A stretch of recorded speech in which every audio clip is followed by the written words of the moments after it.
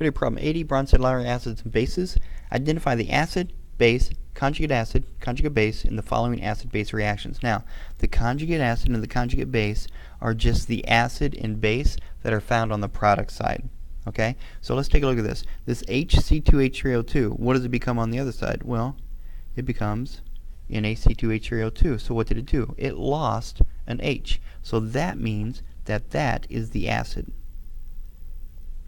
Okay, NaOH. The OH, what did it do? The OH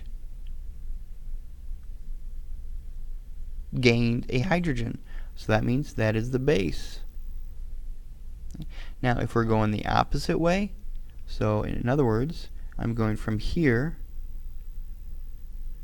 to the acetic acid, well, that's gaining a hydrogen ion. So therefore, that's the base. But since it's on the product side, we call it the conjugate base. The H2O is donating a hydrogen ion. Therefore, it is the conjugate acid.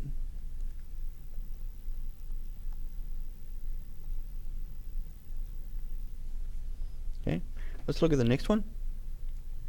This HCl shouldn't have a minus there. I don't know what's going on with that.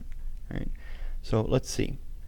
We have HCl becomes Cl minus on the other side. So what does that have to do to become Cl minus? It has to give away a hydrogen ion.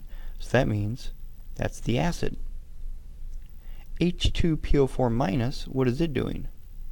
It becomes H3PO4. So that means it is gaining a hydrogen ion, which is a base.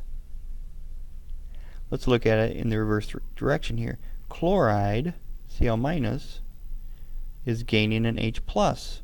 So that's a base, but since it's on the product side, we call it the conjugate base. And then H3PO4, going the opposite direction,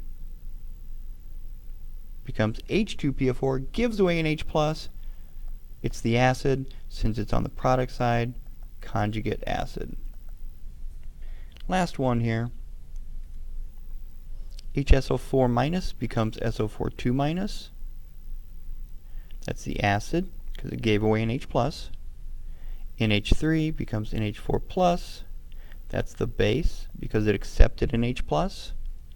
And if we go in the opposite direction here, SO42 minus becomes HSO4 by gaining an H plus.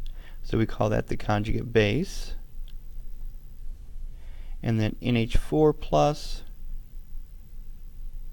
becomes NH3 by donating a hydrogen ion.